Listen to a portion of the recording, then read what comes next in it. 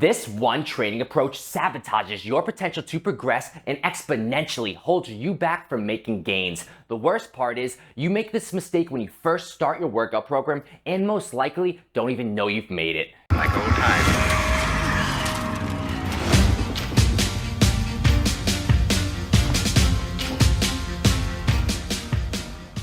What is going on, aliens? I'm Mike Rosa, and in today's video, I'm going to go over a concept that is crucial to your workout progress, and if you do this step incorrectly, you're immediately setting yourself up for disappointment or at the very least, way less results than you should be getting. I am constantly working with my coaching clients on this method because this sets the entire foundation for your workout program success.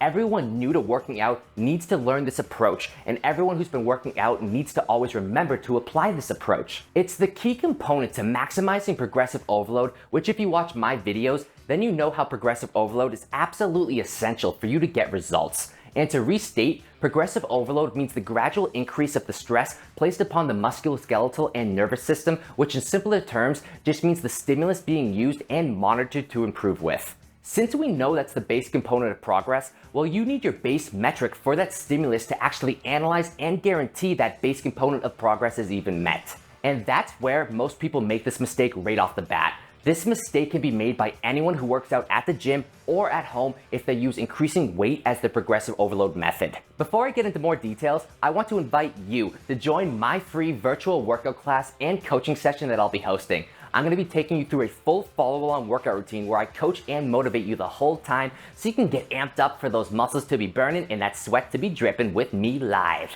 I'll also be giving away a bunch of free stuff at the event, so you don't want to miss out on that. Plus, I'll be answering a ton of questions from you aliens and covering all different kinds of fitness topics, just like what I'll be covering in this video today. It's going to be an out-of-this-world fitness experience, and again, it's 100% free with no strings attached or commitments required. Just show up, exercise, learn, enjoy, and reap all of the rewards for just being there. The free registration link is in the video description and first pinned comment. I can't wait to see you aliens there.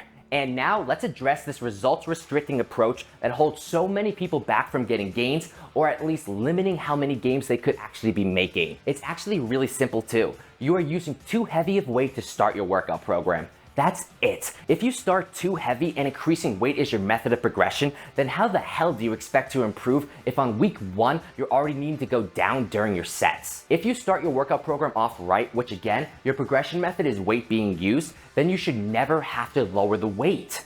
I like to say you should PR every single workout. Personal record doesn't mean every workout you're hitting a new 1 rep max. What I mean by it in this case is simply put, you're doing better than you did last time. Progressive overload is the gradual increase of doing better than you did last time, so if you're not bit by bit improving, then where are you defining this gradual increase for yourself? Small things lead to big things, and week 1 of a program needs to set your foundation for you to scale up from. If you start too heavy, then you're setting yourself up from the beginning with the inability to gradually scale up. Now, let's put this more into perspective. Whenever I do programming, I never follow the same frequency and setup for over a 6-week period. Generally, I keep it to 4 weeks. This ensures I can consistently progress over the 4 to 6 week period, then switch up the frequency and setup so my body never adapts or hits a sticking point. It would be unrealistic to keep doing the same thing for longer because especially with increasing weight as your progressive overload method, as the weight keeps getting heavier, it will keep getting harder even as you get stronger too. Your body's actual physical strength gains won't be able to match the relative speed where you'd in theory be able to keep going up in weight. That's why we switch it up before the relative progressive speed surpasses the body's strength potential to handle the weight for your goal total volume. Now, let's take a step back for a second and make sure we fully understand that.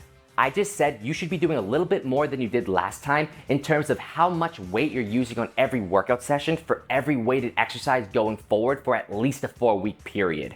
That's literally just your base method of guaranteeing progress. If you start with weights on week 1 that you can't go up with on week 2, then you've already failed with consistent progression. If week 1 you're already going down on sets for exercises, then you've failed with consistent progression before even making it to the next week for the second routine for that workout day. This is an incredibly common scenario too. Leave a comment for me actually, aliens, if you do this without even knowing. Now, every time I have my clients start a new workout phase, no matter what stage of their journey they're at, I always have them think about that first week of that new phase as week 1. It doesn't matter what you did on a different program or workout phase, this new one you're starting is a completely different frequency and setup, so you need to treat it that way accordingly. As you get more advanced, you'll have a better idea and better understanding where you should start with weight, but in my experience with clients I've worked with, oftentimes you get a little cocky with weight as you make more progress and get more experience and then forget about this first initial approach, which is vital to your continued gains making success. I always say to every single alien I work with at every level of experience, you need to start light and work your way up. It is light years ahead better to start too light than it is to start too heavy. Starting too light just means it'll be easy for you to make sure you progress. You still want to challenge yourself, of course, so don't confuse what I'm saying thinking I'm saying to make your training weight easy the whole time. What I am saying though is that you need to, at the same time as you challenge yourself, to make sure you're also able to gradually increase that stress that you're putting onto those muscles, which for what we're referring to here means adding a little bit more total weight used for the exercise being done each session. If you go too heavy too soon, you've basically taken away your overload opportunity. The only time I ever want you potentially failing on a rep or being unable to complete your total volume with the weight you're using is on that last week of your current workout phase, because you know that's the end of that progression round for that specific frequency and setup, and you know next time you train that muscle, it will be refining a new foundation to scale up from, again, restarting the whole progressive overload process. And that's also why following a program and tracking your progress is an absolute must for long-term, consistent, progressive results. I'll put this concept into an actual example now so you can visualize the execution of it. Let's use the barbell bench press for the example. On workout phase 1, I have you for the first 2 weeks doing 4 sets of 8 reps. Then what I do is incorporate bi-weekly frequency adjustments to guarantee the weight progression, so the second 2 weeks of phase 1 for bench press, I have you doing 4 sets of 6 reps. And trust me, that 2 rep shift down makes a massive difference for how much weight you'll be able to do. Now for week 1, let's say you started with 135 pounds and did all 4 sets of 8 reps with that 135 pounds. To guarantee you progress on week 2, you need to do at least 1 set worth using a weight above 135 pounds. Whether you go up on that last set because the first week wasn't as easy as you thought, or you go up on the 3rd set or the 2nd set, you need to judge when you go up based on difficulty level, but you just need to make sure you do actually increase the total weight used for the volume you're doing, which means at least 1 set worth is more. Let's say now on week 2 that you went up on the last set and you did 145 pounds. Awesome. So now that means for week 3, you need to make sure you do at least 2 sets now with 145 pounds minimum. And don't forget, you already know you're doing 2 less total reps on each set for weeks 3 and 4, so you should be very confident with that weight increase. It's important that you understand as well, that's the minimal point of your progression. You can do all of your sets with 145 pounds on week 3 because week 2 felt that easy. Or you can go up to 155 pounds at some point on week 3, maybe even more than that. The rate at which you increase can be variable, but you owe your gains a responsibility to make sure at bare minimum you have at least that base level of progression established. You can always guarantee that too by following the numbers, not your emotions or motivation levels that day. Maybe your emotions or lack of sleep the night before or whatever factor plays a role in your rate of progressive speed for that session, but you can't let it impact your execution on actually hitting the base level point of progression. I think a main reason this approach is often messed up on executing is because people get confused, thinking every week they need to go up in actual weight being used, when if you've been paying attention, it's the total weight for that volume being used, which translates to each individual set being taken into the equation. Your weight increases can be literal, meaning an actual heavier weight, or it can be a weight you used last time, but more total heavier sets with that weight used, so the total weighted volume is more than what you did last time. Also, how your muscles feel on set 1 is going to be very different than how they feel on set 4. Of course, set 1 is going to feel easier than set 4. On set 4, you've already done 3 sets prior and you're pre-fatigued.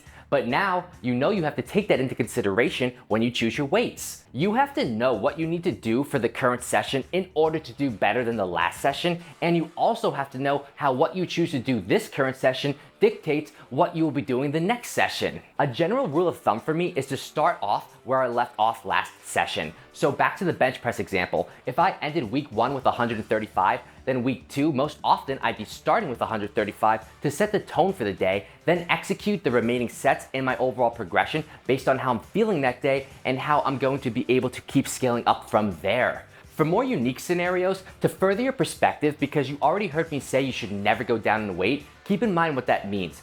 If I did bench press for 135 for the first 3 sets of week 1 and then ended my 4th set on week 1 with 145 pounds, if I actually went down for set 1 on week 2 and did 135 pounds because that 145 pounds on set 4 of last week was hard, as long as I do 2 sets worth on week 2 with 145 pounds, then I didn't actually go down and I've increased the overall total weight used and progressed with, regardless of the fact that I started with 135 on week 2 and ended with 145 for set 4 on week 1.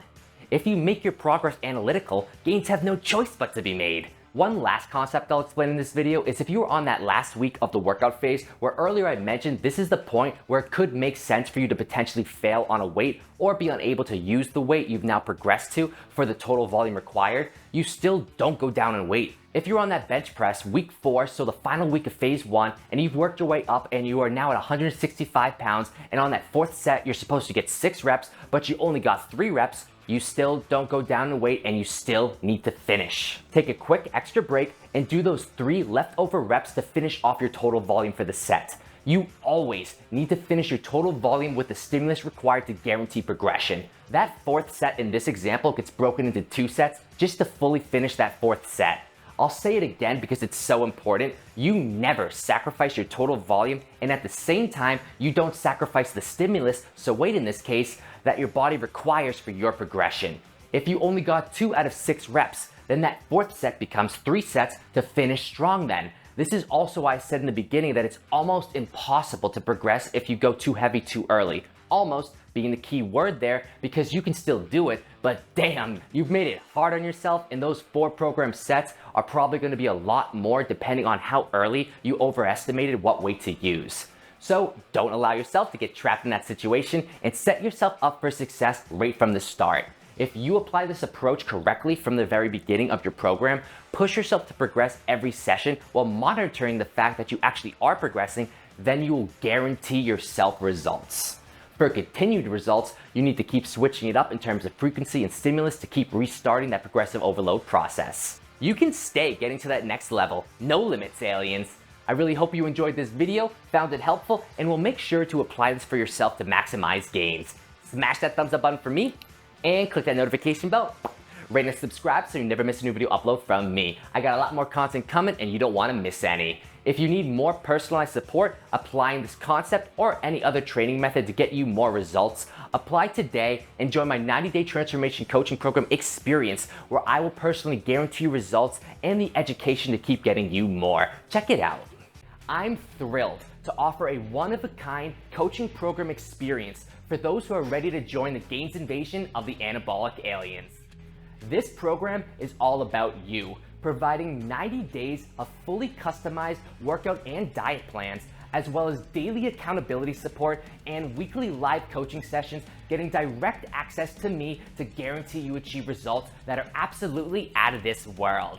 Just look at these success stories. I lost around 3.5% body fat. I feel good mentally, physically. It's been a huge game changer, man. I lost 20 pounds. I got a lot stronger too. I enjoyed the hell out of every day and can't wait to start over. You get access to our premium app, Exerprise, plus we're including more bonuses worth over $300.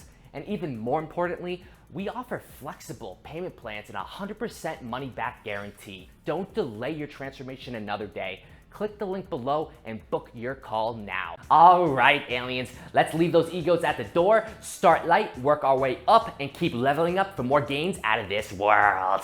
Thank you for your support as always, and I will see you in that next video. Peace!